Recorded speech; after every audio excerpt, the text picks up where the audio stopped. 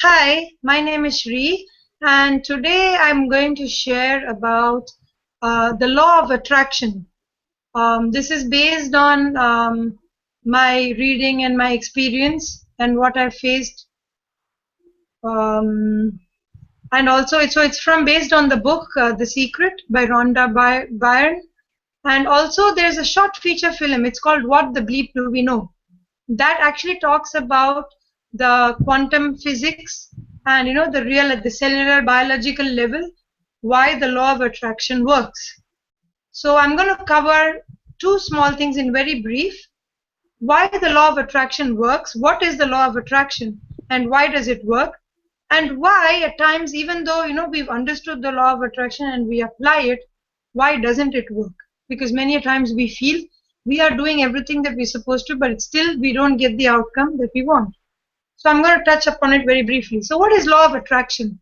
So the law of attraction, sorry, since I'm not prepared, it's extempore. I don't have the exact definition, but I will try to define it the best way that I understand. The law of attraction says that whatever, basically at law of attraction. So it's like, the like things attract each other. So in bringing it to us and our life, is like whatever we think and we imagine, not only think and imagine, whatever we feel at our cellular level, not even what we feel, it's like who we are being and what we feel, not the thought, not what we speak, not our thought, but also what we feel. At that level, we are really connecting with everything around us. So whatever we are, we feel, that's what we attract. That is basically the law of attraction as I understand it. It works because we are all made up of small, minute particles. I'm just going to get into physics. If you're not into physics or science, that's okay. But we all know that, we learned in school that we're all made of matter. We're all made of matter. We, the earth, the table, the chair, the universe, the stars, the moon, and human beings especially. We are all connected at a biological, a cellular. So since we are all matter, we are all vibrating at a certain speed. And so when I change something in that's vibrating here, it makes a difference. It's like if you have a pool of water and then you go and touch it, you can see it sends ripples outward. Normally, if you just keep a bucket of water, you go to a lake, you put your finger and then you see it has ripples. So that shows that you changed at one spot, and that shows that everything is connected. So similarly, we have sound waves and we have air around us. The minute we say something, it changes. It changes something somewhere. Similarly, at the feeling level, because our body is made up of minute cells, which are always vibrating constantly. So a change, if it's this much and suddenly it changes, you change it around. That's why when you walk into a room, sometimes you feel that, oh, like suppose everyone is very angry in the room. The minute you walk into the room, you say, oh yeah, I feel that it's, not very good, feel anger. Or you go into a hall where people have been meditating and they've been peaceful, and then sometimes you just walk in and say, oh yeah, there's some aura here, there's some peace here. We have those feelings. So those feelings basically come about because we're all connected. So that's why the law of attraction works. And so the law of attraction states that whatever you want to attract in your life, focus on that. So I say, for me personally, let me take the example of, say, good health, or losing weight, or good health. So that's what I want, and then I have this vision. So the law of attraction states you think about it, you put an image on it, and you keep trying to identify with it, and and you will attract it to your life. But what happens is, I'm sure, in this group that we've spoken about, we've all heard a lot about law of attraction, positive thinking, positive imaging, and stuff like that. So if you want to go in more detail, you can read the book The Secret by Rhonda Byrne. But what happens is, now suppose I've understood there's a law of attraction, and so I'm imaging for myself, say it's good health. But what we don't realize it, sometimes we are so focused on something that we have hidden fears. The fears also come up. So suppose I want to do something, but my logical brain tells me, no, it's not possible. So we think we are very focused. So suppose it's just say my health. I'm just giving a concrete example. And I am very focused that, yes, I want to do, but there's a fear that, oh, really, can I, like, okay, maybe I want to lose weight, but can I lose weight? Oh, that means I'll have to not eat, or I'll have to do this, and I'm not doing this. I myself, with my positive, I've also put out my fears. So when the fears come in your being, we are actually indirectly sending the universe the message of our fears. So it's as simple as saying for people, if we will, okay, let's just take, before we go into the feeling level, let's just go to the saying level. Even the way we say things. They say, I'm going to be, I'm going to do law of attraction, I'm going to be very positive, and I'm going to keep saying every day, I do not want to have disease. I do not want to have disease. But the law of attraction says the minute you say the word disease, it's gone out in the universe. The universe doesn't understand the word not. So instead of saying, so how do you reword it? You have to say, thank you for being healthy, or I'm going to be healthy. But in most of our language, we are fearful that, oh, I don't want to be in an accident. I hope you don't fall down. And we have a lot of these negative words that are attached with what we don't want. So instead of saying I'm healthy, I keep saying, oh, I hope I don't fall sick. Yes, I'm not going to fall sick. Oh, I'm not going to have disease. Or, we tell the children, or we tell the people around us, oh, don't do that. Be careful of this. Don't do that. Don't do it. Don't do it. There's so many negative words we give out there thinking it's positive. So that's why sometimes we think we're doing the law of attraction and we're thinking that we're thinking the right thing. But because of the fear, we are just saying the negatives. We are saying the opposite of what we don't want. And I think in one of the books they say that the universe doesn't understand the negativity, the negative, the don't part. So you see, if you're saying disease, somehow you end up with something, or the thing that you actually fear the most happens to be what really comes in front of you.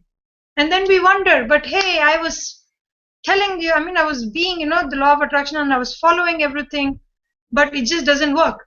So actually, it's because we don't realize that maybe we are saying something. It's like, I have children, so I'll take the example. Suppose, they have an exam the next day, or it could maybe even ourselves.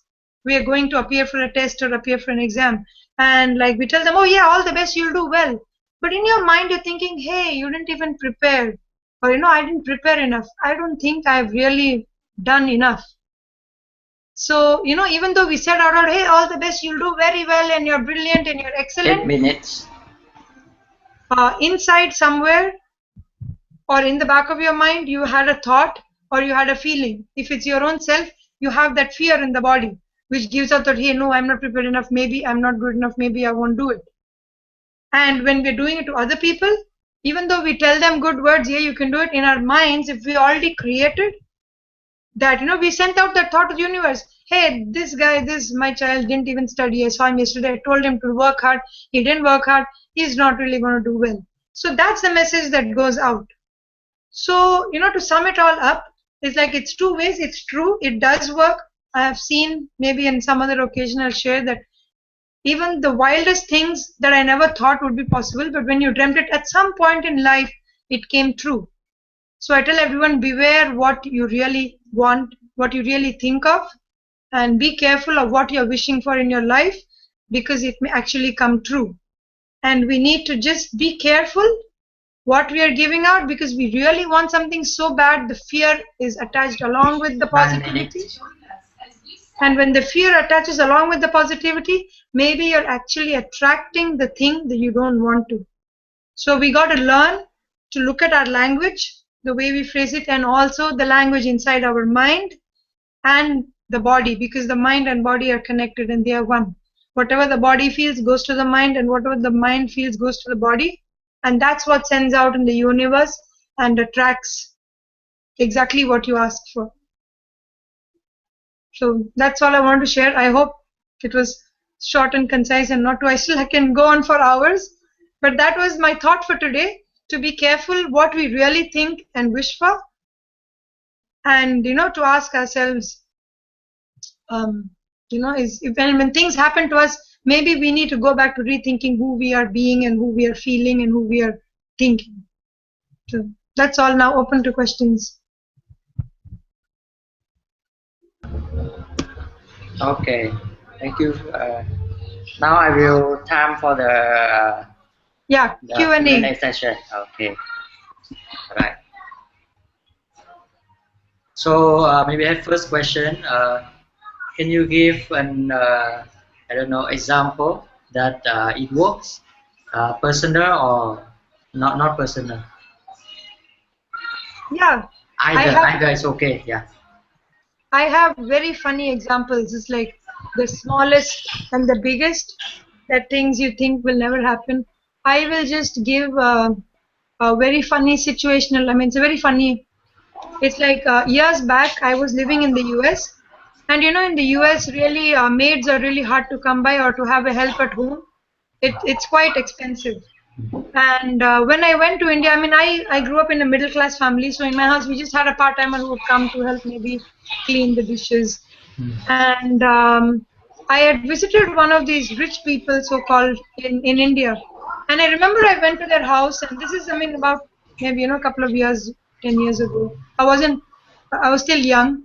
So I remember going into this one aunt's house, and she was sitting on her bed, and she's like, okay, would you like some tea? And then she picked up the phone and she asked for tea, and her helper in the house, he made the tea and he brought it. And I was thinking to myself, so nice. If only I could have, because I have like 2 kids and a job and so many things to do. I was like, but I don't think I'll ever, you know, be in that place like them where I could just have a helper at home. It's a small thing, but it's a situation, right? Being in the US, to have helper, like, you got to be really rich. And at that time, I mean, okay, we had a good job and all that was going on, but still, it was like beyond your reach kind of a thing. And a few years later, I moved to Singapore, and I have a helper at home who's there the whole day, and she makes tea for me. So it's like, at that time, it was like, it was impossible in my mind. You know, I don't think I'd ever reach that stage when I would have helper. And here it's like, okay, I didn't have to be rich, right? It was just situational. So this is just a funny example because it's such a small thing, right? It's so insignificant. But then when I came here and I had it, I realized, oh yeah, I had wished for it one time. I wish even I had a helper who would make tea for me. So that's one of the funny things. But even otherwise said, like, the house that I moved into now is facing the sea. So again, you know, it's like being in US, you're in a landlocked place. It's like a dream. Then you just keep thinking, okay, one day I'm going to live in a house that faces the sea. But then when the time comes, it just came around. It was not like I chased it. It just so happened that the house we saw had a beautiful view, you know, that way. It just somehow comes. And where it doesn't work, I do have an example for that, is especially with my health. I just keep doing, but I know that I'm sending all sorts of other things. I still haven't figured it out. And that's why in Train the Trainer, I've came up with the topic that like to lose weight, to lose weight from the inside out. You may be doing diets, you may be doing exercise, you may be doing anything, but when it's not right up here, it's not going to solve your problem. So, and other things. So Yes. I thought it was a funny example, simple example. Okay. Jensen. Hello. Hello. So you believe that the law of attraction is actually a physical law and not a mental law? Physical and mental, they're both, like, mind and body is one. So what is mental anyway? Waves are still, I mean, it's quantum physics, right? It's not really physical. Quantum physics itself means the mind and body together. That is quantum physics, the stuff we cannot see. So yes, I believe that it is true, because I am a scientific background and I don't believe anything, but this I've seen, even though you cannot see it. So I would say it's both combined. Mind and body are one, and everything around us, it's all one. We're all parts of the whole. So when you think of it that way, when you change one part here, something has to change the other way to maintain the balance in the universe. So did that answer your question, or you can?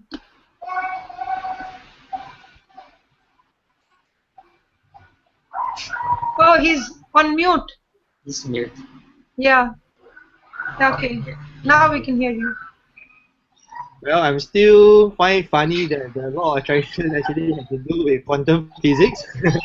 Maybe I have Yes, to it go is. and read up on You the should. book as well as quantum physics to find out more. Sorry?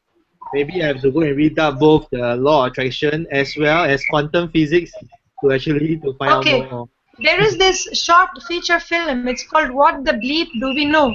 And they explain the whole quantum physics of this whole process. It's quite fascinating. I think it's there online. What the Bleep Do We Know? Okay.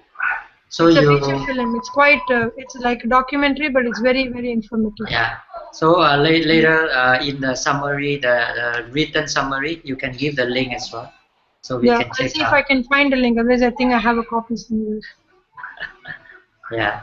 Yeah, I'll give the name. I'm not sure. I'll see if it's online, available online. And there's a What the Bleep Do We Know has a version too called Down the Rabbit Hole. That's even more. That's for people who are from a scientific perspective. If you see that, it's like if you don't just believe in the mental, the law of attraction and all that, that goes very, very scientific. It's very interesting. Wow. I actually I've seen it like many, many years ago, and I'm just telling you from whatever I could summarize from it, from my experience. But I'll go look for it because that's definitely worth looking. Plus, of course, The Secret. The Secret has a movie as well if you're not a book reader. You can go to thesecret.tv and you can find it there. I'll send these links. I'll put it in the log. Yeah. Okay. Hmm. Yeah. Interesting. Yeah, it is. This can go. I mean, and I think a lot of the principles that we are learning are based on this. It's based on this. But everyone has their own version. Everyone has taken out a part of it Okay. because it's so vast. So it's quite fascinating. Yeah. So we are at almost 7 minutes. Okay. So I think we can wrap up. I think, yeah, a lot to look forward to. Okay, so thank you all for being here. A big hand of applause to Jensen who joined us today for the first time. And we hope to see you soon. We'll try to work out something. I heard you. I'll just stop there.